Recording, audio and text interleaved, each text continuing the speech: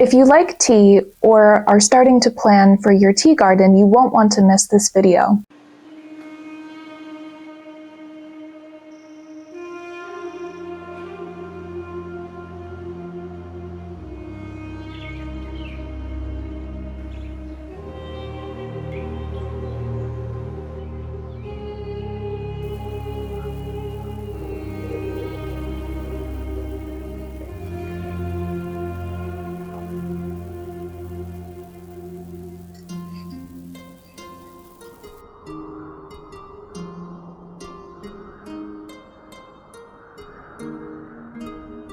As an herbalist, my favorite form of medicine is in a simple cup of tea. This isn't just because of the calming aroma, but because many of the herbs and flowers that I'll be mentioning in this video have water-soluble properties. It makes them better received by our body. Hi and welcome. If you are new here, my name is Jessica and this is my Apothecary. Today we are going to be covering a very important topic, and that is 10 essential plants to have in your tea garden. And these are plants that you can grow for multiple reasons. Many of them are multi-functional and have many purposes in your garden, but today we'll be focusing more on the benefits that you get from your simple cup of tea. Tea is not a medicine to be looked down upon or frowned upon. Many cultures around the world use tea as a healing modality, and it is one of the quicker ways for your body to be open to the healing properties of plants, as immediately the aromatic oils and volatile oils are inhaled, and it can create almost an instantaneous calming sensation in the mind and body. The first herb that we'll be talking about today is anise hyssop. The flavor of this herb is a very unexpected favorite of mine. It has a very licorice kind of scent to it. It's actually very delightful to grow in your garden for many reasons. It has these beautiful flowers that form into these little purple spires, and the bees absolutely go crazy over this plant, and so you're attracting all of these wonderful pollinators to your garden, but also the scent of the leaves that you get is really, in my opinion, one of the best scents you can have in your tea. This plant is also very easy to grow once it's established, and you will get lots of these very potent scented leaves. The leaves and flowers both have this healing quality and bring benefits to your garden. But the leaves are more abundant, and I like to leave the flowers to the bees. As I mentioned, the scent of anise hyssop is kind of a minty licorice scent. And even if you don't like licorice candy, you may still enjoy the scent that this plant gives off. So it's worth a try. Anise hyssop is a mood lifter. And as soon as you put it into your tea, you can really inhale all of the wonderful qualities that the volatile oils bring out and really feel that calming sensation, and your mood can just instantly become more calm. It also helps with coughs and cold, so it has this kind of a relaxing effect in the throat, and you'll see that many of our teas do that I talk about today.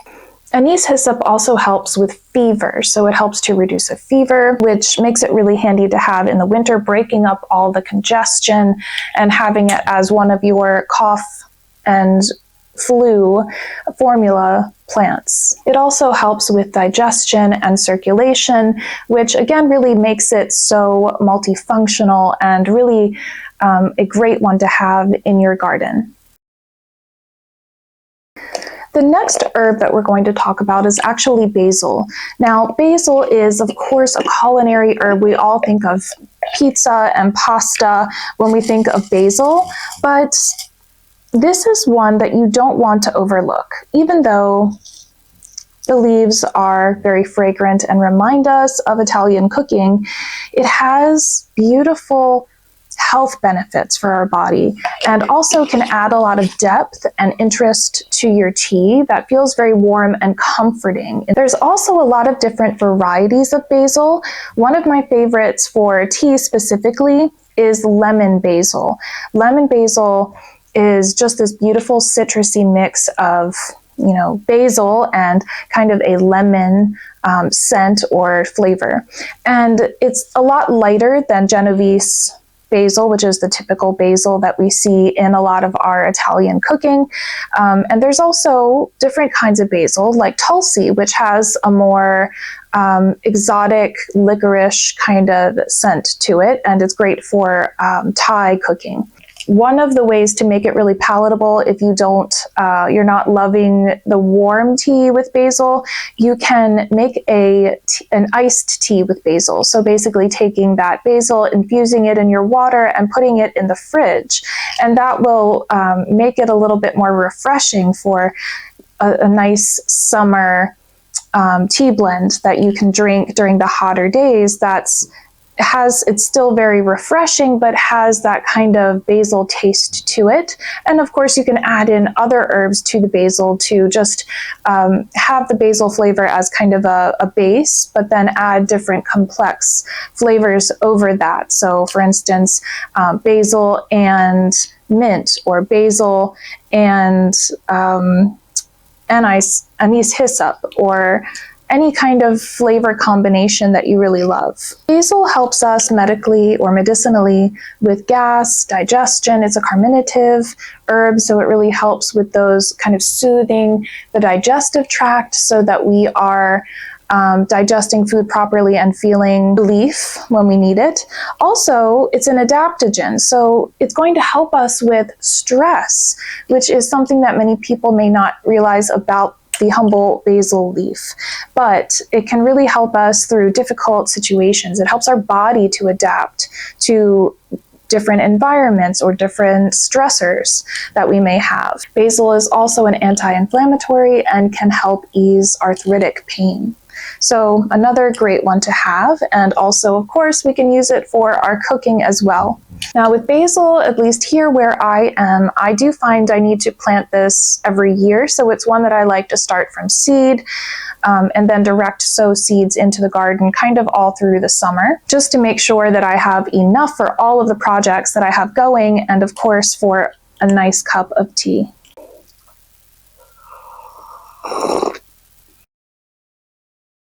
Calendula is one that you have to have for your garden. It has too many healing properties not to include. And although the taste and the scent of calendula is kind of bland, the healing benefits outweighs that. And it also just adds a nice color and texture to your tea blends. So it makes you feel more cheery just looking at calendula. And the flavor of it, it's kind of like a hay or straw scent and flavor. So it doesn't have a lot of those flavorful volatile oils as a lot of these others that I'll be mentioning. So it's not really added because of the flavor. More so, I like to include this for the other things that it provides, mostly the healing benefits, and because you can kind of sneak it into another blend of tea without having competing flavors. Calendula is full of antioxidants, triterpenes, polyphenols, and flavonoids. And all of these help to reduce harmful effects in the body of stress and any kind of invaders that are in our body trying to harm our cells. They also help to reduce overall stress load and burden on the body.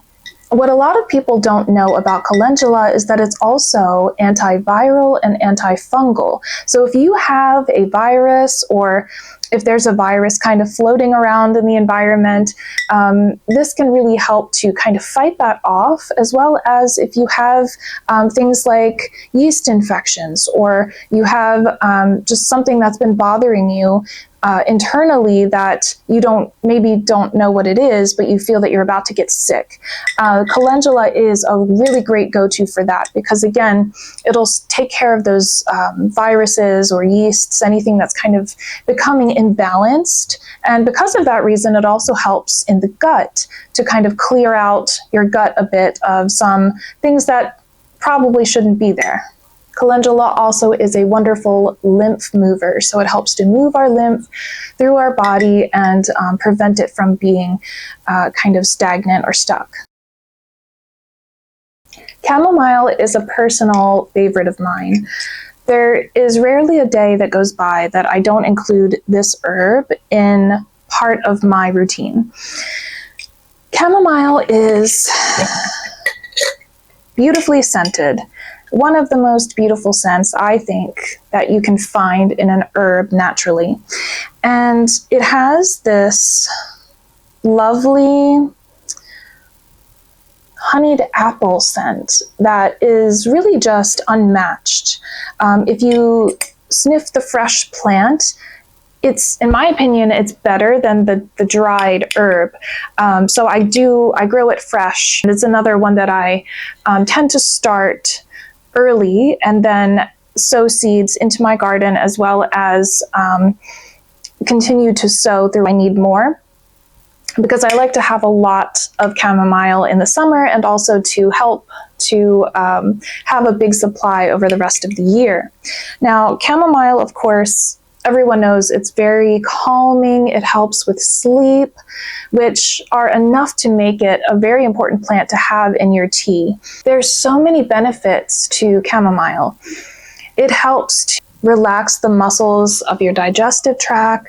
So if you are having cramps, if you're having bloating, if you're having any kind of pain in your digestive system, this is a really good one for that. It also helps to reduce LDL cholesterol, which is considered the bad cholesterol, and is thus considered a good herb for the heart and heart health. It has wonderful antioxidants like quercetin and apigenin, and antioxidants always help us to fight off invaders, as well as to do things like help clear our skin and really just help improve our body function all around. If you are feeling cranky or upset or frustrated about something, a cup of chamomile tea is just what the doctor ordered. It is a wonderful, calming, and relaxing experience that smells heavenly. As an added benefit, children often do like chamomile, especially if you add in a little honey or some kind of a sweetener. It will really bring out that apple scent, and a lot of children tend to find it agreeable, and it's a good one for kids because it's just so relaxing and can really help them to kind of sleep if they're getting fussy or having any kind of tummy issues. Number 5 is lemon balm. Now, lemon balm is one that I love growing. It's a very easy plant to grow. But you do have to watch that it doesn't get out of control in your garden, because it starts off really cute and has a couple leaves, and you think you've done well with the plant, and after about 3 years it'll overtake all of your garden beds. It'll grow in every garden bed, it'll grow through underground, it'll grow everywhere. So just make sure that you have it contained. Growing it in a pot is a really great way to do it.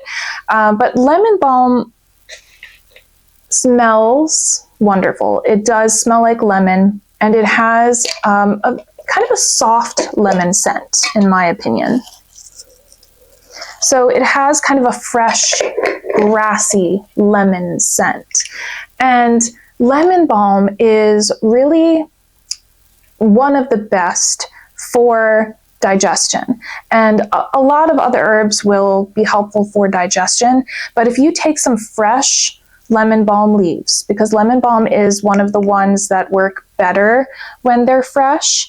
However, you can, of course, use them dry, and they still add a nice flavor and some benefits. But if you get a nice big handful of the fresh lemon balm leaves, and you put it into your cup or jar, and you put hot water over that, that is going to be a very different experience than the dry. Really, lemon balm is a staple in my garden. I use it for so many things. I even use it for cooking, and just having it handy for anything that I may need it for. Lemon balm helps to reduce anxiety. It also increases the GABA levels in the brain. So it has a very direct effect onto our brain that helps us to relax, helps us to get into kind of a different state that makes it a little bit more easy to deal with stressors around us, as well as, again, that kind of gut-brain connection that really helps us to relax and feel less clenched in our stomach area about any kind of stress. That lemon balm does help with sleep. So if you're having, really troubling insomnia, if you take a little chamomile and lemon balm and kind of put them both in your teapot or your jar, and you make that into a tea, it's really going to bring out some beautiful benefits from both of those herbs to help with sleep. And lemon balm is also a wonderful antiviral, and so a lot of like natural herpes blends to help with any kind of herpes or cold sores. Lemon balm is wonderful for that. I occasionally make a lemon balm lip balm that I sell in my shop, and that really helps with any kind of outbreaks that you may have, as well as just keeping your skin nice and healthy, and can help clear up any of that viral activity that may be on your skin. But also it does the same thing in your body, so it helps to kind of counter it from within when you drink it fresh. Our next herb is lemongrass. Now, I don't have any of that dried at the moment. I used all of my supply up from the summertime, but lemongrass is really a very strong and beautiful lemon-scented herb. It grows like long blades of grass, and you use the bottom portion of that, the grass blade. It has kind of a purple reddish color at the very base, and you would snip that and use that in your cooking, use it in your tea, and it just has a delightful scent. I like to add it into my summer iced tea mix that I make, and it just has a beautiful uplifting scent to it. And there's a lot of studies being done with lemongrass. If you look up those kind of scientific studies online, there are studies being done for its effects on cancer and many other health issues. It also helps with anemia, high blood pressure, digestive health. Is also an anti-inflammatory. And naturally, it helps with aromatherapy. When you inhale the lemongrass, it makes a beautiful, uplifting, clean kind of tasting tea. It also has benefits for oral health, so your teeth benefit from it as well. And it has, as its components, there's iron and vitamin C. So you can see how it would really help with something like anemia, where it helps to kind of create those red blood cells and increase your iron levels, as well as the vitamin C helping you to absorb that. So it's a really good one to consider drinking for anemia. The next herb we're going to talk about is lavender. Now, this is one that most people recognize. Lavender is very calming, relaxing, and just smells like comfort.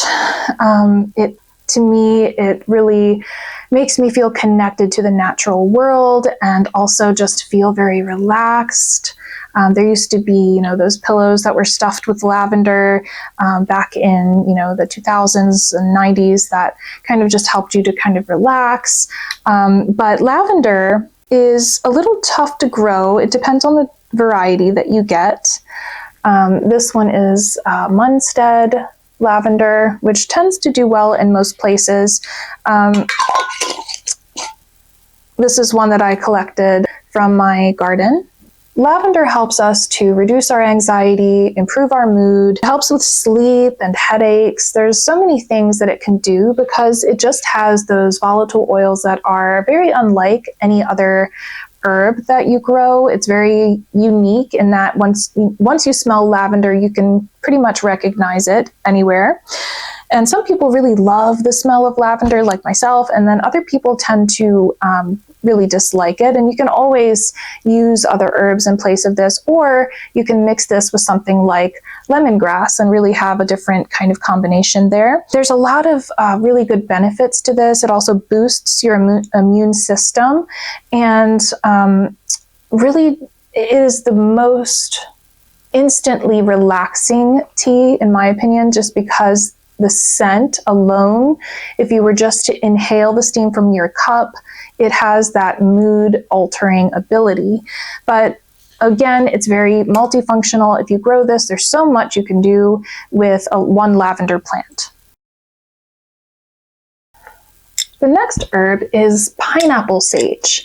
Now, all sage plants are wonderful, and most of them can be used kind of interchangeably. And pineapple sage is very unique because the scent that it gives, it really does smell like pineapples. It also grows fairly large, and it has some different properties than normal garden sage. You can see the leaves here, they get quite large and they have a different color. Most sage kind of has a grayish or silvery green. Pineapple sage is a little bit different in its coloring, but it smells absolutely lovely. And if you're really wanting a kind of a people pleaser tea plant, this is the one. Most people tend to like pineapple scented things, and this doesn't have the normal kind of earthy scent that sage does have, but it has a lot of beautiful properties to it. Pineapple sage has many different vitamins in it, making it really nutritious as well. So we have vitamin A, vitamin C, vitamin B6, and potassium, which really makes it a nice one to kind of infuse some vitamins into our tea. It also contains iron and calcium. So calcium is something that we don't always get enough of. Same thing with iron, especially if you are anemic. This tea also really helps us with insomnia, depression, and digestion. So it's another one that has kind of those abilities to do a lot of different things, but really it's anytime that you drink it, you are getting that boost of vitamins and also just making any tea taste better, or even just by itself plain. The next plant that is really beneficial for any tea garden is echinacea. And echinacea is one that we hear about all the time. People talk about echinacea as a kind of a cold and flu herb. However, echinacea is not to be taken after you are suffering through a cold for days. Echinacea is best taken to prevent cold in the first place. If you do take it while you're sick, it can help to kind of reduce the duration of the cold, but echinacea is not just a panacea for all things cold. It actually has many other benefits and properties to it. And it has absolutely beautiful flowers that create these beautiful purple petals. And you do need to make sure that you're getting the right variety of echinacea. It's Echinacea purpurea. But echinacea creates beautiful cone-shaped flowers that you can use in your tea. So I like to use the petals because I don't like ripping up my beautiful plants. But you can take the root, and of course the root is more heavily medicinal than just the flowers. But I like to take the blooms for my teas for the most part, but I do use the root occasionally when I need to as well. So echinacea is great for really any kind of infection or viruses in your body. So if you are dealing with a situation that feels like a skin infection or some kind of infection that's getting worse, echinacea can really help to flush out toxins that are kind of like deep in your tissues. But it's also really good to take, again, during cold and flu season as a preventative, and also to soothe your respiratory tract. So really soothing your throat, your nose, and just kind of relaxing those areas, flushing out some mucus there. So it's really good for kind of purifying your body, but also it isn't the one to take to stop a cold in its tracks. Last and certainly not least, we have peppermint. Now, there's so many different kinds of peppermint. Everyone recognizes peppermint as a very highly scented, aromatic herb that can really make us feel rejuvenated and refreshed. This particular variety is chocolate mint. There are so many different varieties out there. There's just plain peppermint, there's the chocolate mint, there's orange mint and apple mint, there's spearmint, and it's really up to you, the type and variety that you get, although there are some differences in the health benefits and, of course, the scent that each one has. Peppermint is antispasmodic, so it'll help with things like cough. It'll help with pain. It can kind of relieve a lot of pain in your digestive system, cramping for sure, any kind of gas. It's also antifungal and helps with clearing your mind. So if you have any kind of recurring fungal infections, it can help a little with this to kind of help clear that out, perhaps mixed with some other herbs. Also, it cools the body and makes you feel that you can kind of think again. So if you're really struggling, you're trying to clear your mind of something, making a cup of peppermint tea can really kind of help to rejuvenate your mental process. But peppermint also helps with viral infections. I drink tons of peppermint.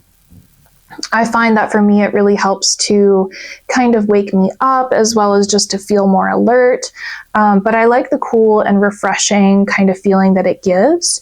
But there's so many beautiful properties to it that it's one that you can take often without kind of those dangerous side effects. But it can help with cold and flu as well. I generally put that into any cold and flu formula that I'm making just because it really helps to kind of tone some of those tissues that are a bit mucousy and going through a difficult time, as well as soothe everything as well. So peppermint, of course, is a staple in my home. I love using it. There's so many different uses for it as well. And it has that really nice tingly mint flavor. And if you don't like the mint, you can always go for, again, a different flavor like the orange mint or the apple mint to kind of tone down some of the mintiness that you are experiencing. Now, also, this is another one that you want to grow in a pot. Do not grow peppermint just in a patch in your yard or in your garden bed unless you want the whole thing to turn into mint. Like lemon balm, it is a voracious grower and it will continue to expand and grow every year, and it will be very hard to get rid of. So just a note in case you're thinking about growing it, it'll take off and really thrive, but perhaps in places you don't want it to. So these are really all of my favorite tea plant herbs. Let me know in the comments if you grow any herbs that you like to use in your tea and what those are. I would love to hear from you there. Please don't forget to like and subscribe to this channel to help it grow and reach more people. And I appreciate everyone who has returned from a past video, who has shared, who has liked or subscribed. Thank you so much. And I will talk with all of you very, very soon.